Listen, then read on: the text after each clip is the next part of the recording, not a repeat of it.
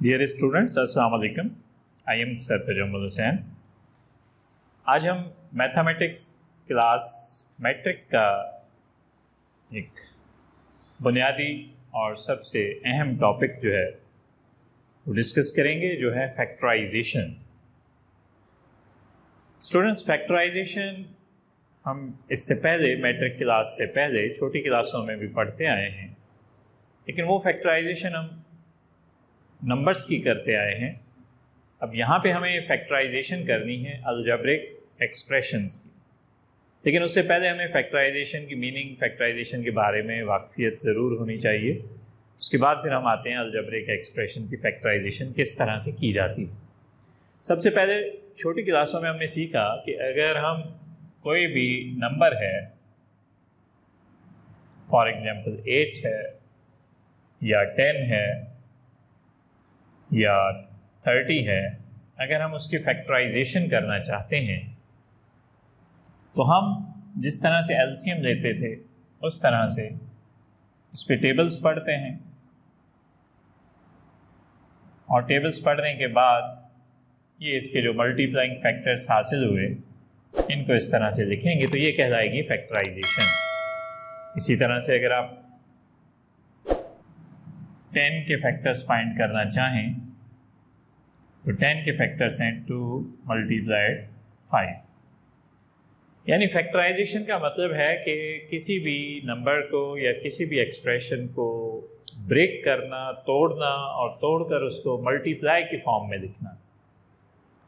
क्योंकि जब वो मल्टीप्लाई की फॉर्म में होंगे तो हम उन्हें कहेंगे कि ये मल्टीप्लाइंग फैक्टर्स हैं इस नंबर के, और अगर हम उनको मल्टीप्लाई करेंगे तो हमें सेम रिजल्ट, सेम प्रोडक्ट उसका मिलना चाहिए।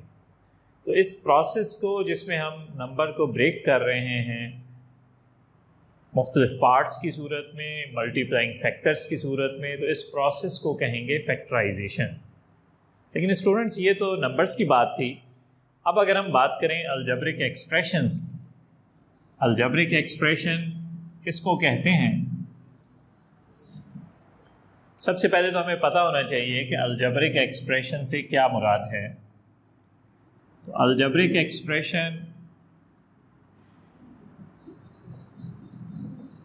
हम जानते हैं कि अलजेब्रिक एक्सप्रेशन कॉम्बिनेशन होता है वेरिएबल्स एंड कांस्टेंट्स यानी नंबर्स का। यानी इसमें वेरिएबल्स भी होते हैं और नंबर्स भी होते हैं। फॉर एग्जांपल से 4x + 6y, तो हम कहेंगे कि दिस इज़ अलजेब्रिक एक्सप्रेशन। अब किसी भी अलजेब्रिक एक्सप्रेशन की अगर हमने फैक्टराइजेशन करनी है तो स्टूडेंट्स हमें चंद पॉइंट्स जो हैं वो, या स्टेप्स कह दें, वो फॉलो करने होंगे। इन स्टेप्स को नंबर तो हम नहीं दे सकते कि इतने स्टेप्स हैं, लेकिन बेहतर होगा कि अगर इन स्टेप्स की सीक्वेंस को हम याद रख लें तो हमारा काम जो है वो फैक्टराइजेशन का काफ़ी हद तक आसान हो जाता है। ये कौन से स्टेप्स हैं? For example number 1 step factorization का है जी टेकिंग कॉमन। यानी जब कोई भी एक्सप्रेशन हमें मिला हो तो उसमें से कुछ कॉमन लेना। उसी तरह से सेकंड स्टेप है बाय यूजिंग फार्मूला। हाँ जी, फार्मूलाज, वो अलजेब्रिक फार्मूलाज जो हम इससे पहले छोटी क्लासेस में भी पढ़ के आए हैं, उनको यूज़ किया जा सकता है फैक्टराइजेशन के पर्पस में। तीसरे नंबर पे ब्रेकिंग द मिडल टर्म, कि मिडल टर्म को ब्रेक करना। लेकिन ये ख़ास तौर पे उस सूरत में ब्रेक करेंगे जब एक्सप्रेशन हमारा ट्राइनॉमल है। ट्राइनॉमल मीन्स कि जिसमें 3 टर्म्स हों, तो उसकी हम मिडल टर्म को ब्रेक करते हैं। इसी तरह से नंबर 4 पे रीअरेंज करना, number 5, number 6 and so on. तो ये सारे के सारे जो हैं ये स्टेप्स हैं फैक्टराइजेशन के, मुख्तलिफ स्टेप्स हैं। इनको हम तादाद के हिसाब से ये नहीं कह सकते कि ये टोटल कितने स्टेप्स हैं। हाँ, अगर किसी एक्सप्रेशन की फैक्टराइजेशन इन सब स्टेप्स के बावजूद ना हो रही हो तो फिर एक और स्पेशल स्टेप हमारे पास है रिमाइंडर थ्योरम। लेकिन ये रिमाइंडर थ्योरम जो है ये हम बिल्कुल लास्ट में यूज़ करते हैं अगर अलजेब्रिक एक्सप्रेशन की फैक्टराइजेशन आम तरह से या ऊपर दिए गए स्टेप्स की मदद से अगर नहीं हो रही तो फिर हम ये रिमाइंडर थ्योरम इस्तेमाल करते हैं। अदरवाइज़ कोशिश हमारी यही होती है कि हम पहले ये जो ऊपर दिए गए स्टेप्स हैं इनको फॉलो करें। फॉर एग्जांपल जी, जैसे बोर्ड पर आपके सामने एक्सप्रेशन है 4x + 6y, अगर हमसे कहा जाए कि इसको फैक्टर्स में कन्वर्ट करें, इसकी फैक्टराइजेशन करें, सवाल में लिखा होगा कि फैक्टराइज करें या सवाल में लिखा होगा कि रिजॉल्व इनटू फैक्टर्स या सवाल में लिखा होगा कि फाइंड द फैक्टर्स, तो उस सूरत में हमने स्टेप्स जैसे कि कहें कि first step for example taking common, तो हम देखेंगे कि 4x + 6y ये एक्सप्रेशन है, इसमें जो शुरू में कोएफिशिएंट हैं 4 है और 6 है, इन दोनों पे कोई कॉमन टेबल जा रहा है जी, यस, दोनों पे 2 का टेबल जा रहा है, तो हम 2 इनमें से कॉमन लेंगे। तो जब 2 कॉमन लिया तो बाकी क्या बचा जी, 2 का टेबल 4 पे 2 टाइम्स, 2 का टेबल 6 पे 3 टाइम्स। तो अब देखिए ये दोनों आपस में मल्टीप्लाई हो रहे हैं, यानी हम कह सकते हैं कि हमने एक्सप्रेशन को 2 पार्ट्स में ब्रेक कर दिया और ये दोनों पार्ट्स आपस में मल्टीप्लाई अगर किए जाएं तो वापस वही अलजेब्रिक एक्सप्रेशन ये बन जाएगा। तो ये एक ही जस्ट हमने स्टेप किया और हम कह सकते हैं कि ये इसकी फैक्टराइजेशन हो गई। लेकिन अब इसी तरह से अगर हम एक और मिसाल लेते हैं, फॉर एग्जांपल से x² + 6x + 9, अब ये एक्सप्रेशन अगर हम देखें तो इसमें 3 टर्म्स हैं, लेकिन इन तीनों टर्म्स में ट्राइनॉमियल अगर हम इसको कह रहे हैं तो इसमें तीनों में से एक साथ कुछ भी कॉमन नहीं आ रहा। हाँ, तो अब अगर कॉमन नहीं आ रहा तो हम चलते हैं कि भाई टेकिंग कॉमन वाला स्टेप हमने छोड़ देना है, अब सेकेंड स्टेप पे बाय यूजिंग फार्मूला, यानी दूसरे स्टेप पे हमने मूव करना है। ये नहीं है कि अब फर्स्ट स्टेप यानी कॉमन नहीं निकल रहा तो हम कहें बस जी इसकी फैक्टराइजेशन नहीं हो रही, नहीं, अब हम इस पे दूसरे जो स्टेप्स हैं वो अप्लाई करने की कोशिश करते हैं। फॉर एग्जांपल सेकेंड स्टेप है हमारे पास यूजिंग फार्मूला, जी हम देख रहे हैं ट्राइनॉमियल है, तो अब ट्राइनॉमियल की सूरत में हमारे पास 2 बेसिक फार्मूलाज हैं जो हम इससे पहले छोटी क्लासेस में भी पढ़ के आए हुए हैं। परफेक्ट स्क्वायर या होल स्क्वायर, यानी जैसे कि a² + 2ab और +b², जी तो ये हम सब जानते हैं कि ये बराबर होता है a + b होल स्क्वायर।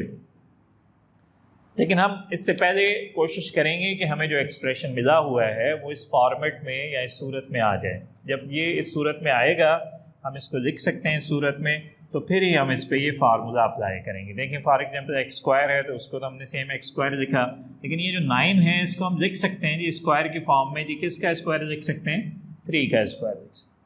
और मिडल टर्म या दरमियान वाली जो टर्म है वो इस फॉर्मेट में होनी चाहिए 2ab। a मीन्स यहाँ पे a की जगह x है और b मीन्स के यहाँ पे b की जगह 3 है। और अब अगर हम चाहें इसको मल्टीप्लाई करके अपने जहन में देखें तो ये यही 6x ही बनता है। तो अब हम देख रहे हैं कि इस पे फार्मूला अप्लाई हो सकता है क्योंकि ये इस फार्मूले की शेप में है a² + 2ab + b²। तो हम इसको जब लिखेंगे इस फॉर्मेट में कि x यानी a + b होल स्क्वायर, तो ये हो जाएगा x + 3 होल स्क्वायर। लेकिन अब यहाँ सवाल ये बनता है कि ये फैक्टराइजेशन हो गई, लेकिन यहाँ तो हमें ये मल्टीप्लाई के फॉर्म में नज़र नहीं आ रहा। नहीं स्टूडेंट्स, हम चाहें तो इसको लिख सकते हैं इससे भी ज़्यादा आगे, अगर एक स्टेप जाना चाहें तो x + 3 whole square means x + 3 × x + 3, क्योंकि होल स्क्वायर का मतलब है कि हम इसको 2 बार लिख सकते हैं। तो अब अगर आप देखें तो ये मल्टीप्लाई की फॉर्म में आ गई, यानी हम जब भी फैक्टराइजेशन का क्वेश्चन करेंगे तो उसमें हमने आखिरी स्टेप में ये ज़रूर ख्याल रखना है कि वो 2 फैक्टर्स बन रहे हों या 3 फैक्टर्स बन रहे हों, जो भी फैक्टर्स बन रहे हों वो आपस में मल्टीप्लाई होने चाहिए। ऐसा ना हो कि उनके दरमियान प्लस की साइन है या उनके दरमियान माइनस की साइन है और हम कहें कि ये फैक्टराइजेशन होगी। तो ये था हमारा दूसरा स्टेप जिसमें हमने सीखा कि फार्मूले की मदद से किस तरह से फैक्टराइजेशन की जाती। इसी तरह से हम देख रहे हैं कि इसके बाद हमारे पास थर्ड स्टेप है ब्रेकिंग द मिडल टर्म, और इसमें लिखा गया है कि ये ख़ास तौर पे तब यूज़ करना है जब ट्राइनॉमियल एक्सप्रेशन हो। ट्राइनॉमियल तो ये भी था लेकिन यहाँ हमने यूज़ नहीं किया, उसकी वजह यह है कि यहाँ पे फार्मूला अप्लाई हो रहा है। लेकिन अगर हमारे पास ट्राइनॉमियल एक्सप्रेशन कुछ इस तरह से आ जाए कि जिस पे फार्मूला अप्लाई ना हो रहा हो, फॉर एग्जांपल ये x² + 7x + 12, ये भी बिल्कुल देखने में उसी जैसा एक्सप्रेशन है, वो भी ट्राइनोमियल है, ये भी ट्राइनोमियल, लेकिन यहाँ इसमें फ़र्क ये है कि इस एक्सप्रेशन को हम फार्मूले की शेप में कन्वर्ट नहीं कर सकते। क्यों नहीं कर सकते? नहीं, फॉर एग्जांपल एक्स स्क्वायर तो ठीक है, इसको हम लिख सकते हैं इसी तरह से, लेकिन ये जो 12 है वो हमें नज़र आ रहा है कि हम 12 को किसी भी नंबर का स्क्वायर नहीं लिख सकते। तो अब क्या किया जाएगा, अब इस पे हम ये जो थर्ड स्टेप है उसको इस्तेमाल करने की कोशिश करेंगे कि ब्रेकिंग द मिडल टर्म। लेकिन उससे पहले हमने ये स्टेप्स फॉलो कर दें। अगर इसमें से कुछ कॉमन निकल रहा हो तो हमने कॉमन निकालना है, फार्मूला अप्लाई हो रहा हो तो फार्मूला अप्लाई करना है, यानी इन स्टेप्स को हम अपने माइंड में रखेंगे। लेकिन अगर ये स्टेप्स नहीं हो रहे इस पर, तो फिर हमने थर्ड स्टेप पे आना है, ब्रेकिंग द मिडल टर्म। हाँ जी, फॉर एग्जांपल जी इसमें मिडल टर्म हमें नज़र आ रही है 7x, इसको हम ब्रेक करना चाह रहे हैं, लेकिन ब्रेक करने के बाद फिर हम इसमें से कॉमन लेंगे। तो ब्रेक इस तरह से किया जाना है इसको कि 7x को ब्रेक करें, लेकिन उसको स्टेप्स ये हैं कि 7x इस तरह से ब्रेक होना चाहिए कि इसके जो दो पार्ट्स बने वो दोनों टर्म्स आपस में ऐड करें तो वो सेम बने, लेकिन उनको मल्टीप्लाई करें तो वो आंसर बनना चाहिए जो फर्स्ट टर्म और लास्ट टर्म को मल्टीप्लाई करने से बनता है। यानी एक्स स्क्वायर को अगर हम 12 से मल्टीप्लाई करेंगे तो ये 12x स्क्वायर बनता है। ये साइड पे अगर मैं मल्टीप्लाई कर भी दूँ एक्स स्क्वायर को 12 से, तो ये बनता है जी 12x स्क्वायर।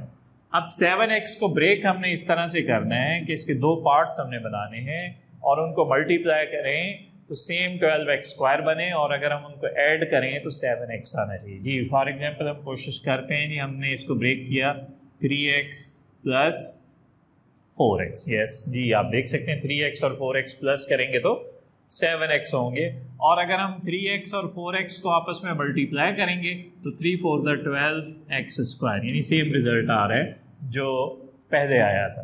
तो अब देखें, अब इसके बाद हमने क्या करना है कि अब इसके बाद हमने इसमें से कॉमन लेना है। अब यहाँ पे सवाल तो ये बनता है कि क्या इन सारी टर्म्स में से कॉमन लेना है, तो सारी में से तो कुछ भी कॉमन नहीं है। अब यहाँ पे हमारे पास ये ट्राइनोमियल नहीं है, अब इसमें 4 टर्म्स बन चुकी हैं, तो हमने इसके दो पार्ट्स करने हैं। पहले दो टर्म्स जो हैं उसमें से कॉमन लेना है, आखिरी दो में से फिर अलहदा कॉमन लेना है जी। फर्स्ट इन दो टर्म्स में से अगर हम देखें तो x कॉमन निकल रहा है जी, x कॉमन लेते हैं, यहाँ रह जाएगा x स्क्वायर है तो इसकी वजह से अब यहाँ पे x रह जाएगा प्लस 3x जी, इसमें से भी x कॉमन चला गया तो बाकी 3 प्लस इसी तरह से इन दोनों में यस x तो कॉमन नहीं है लेकिन 4 का टेबल जा रहा है जी दोनों पे, तो 4 कॉमन ले सकते हैं, ये हो जाएगा x प्लस ये 4 का टेबल 12 पे 3 टाइम। तो ब्रेक जब हमने किया है, अगर हमने सही ब्रेक किया होगा तो हम यहाँ देखेंगे कि ये दोनों ब्रैकेट सेम बननी चाहिए, और ये सेम बनेंगी अगर हमने मिडल टर्म को सही ब्रेक किया होगा, इन बातों का ख्याल रखा होगा। अगर ये ब्रेक सही नहीं किया तो ये हम देखेंगे कि ये ब्रैकेट सेम नहीं बनेंगी, लेकिन अब यहाँ सेम बन चुकी हैं। अब इन दोनों पार्ट्स में से इस ब्रैकेट को हमने कॉमन ले लेना है और बाकी पीछे रह गया जी x प्लस 4, ये इसका आंसर आ गया। तो देखिए अब यहाँ पे भी हमें नज़र आ रहा है कि ये दोनों फैक्टर्स आपस में मल्टीप्लाई हो रहे हैं, तो हम कह सकते हैं कि ये फैक्टराइजेशन हो गई जी। स्टूडेंट्स, इसके अलावा मेन यही 3 पार्ट्स हैं या 3 स्टेप्स जो हैं ये सबसे ज़्यादा मेन है, और इनके अलावा जैसे कि मैंने देखा है कि रीअरेंज भी कर सकते हैं। रीअरेंज करने के बाद जो है एक्सप्रेशन पे फार्मूलाज भी यूज़ हो सकते हैं, और उनमें से कुछ कॉमन लेना चाहें तो कॉमन भी लिया जा सकता है। और अगर ये सारे स्टेप्स ना हो रहे हो तो हमने कहा है कि लास्ट में रिमाइंडर थ्योरम जो है वो अप्लाई किया जाता है, लेकिन चूँकि ये प्रोसेस लंबा है, एक ही इसको लेक्चर में हम डिस्कस नहीं कर सकते, तो यहाँ तक जो चीज़ें हमने सीखी हैं पहले इनकी प्रैक्टिस हम करेंगे, इनको इम्प्रूव करेंगे, उसके बाद जो है बाकी स्टेप्स हम देखेंगे। Thank you dear student.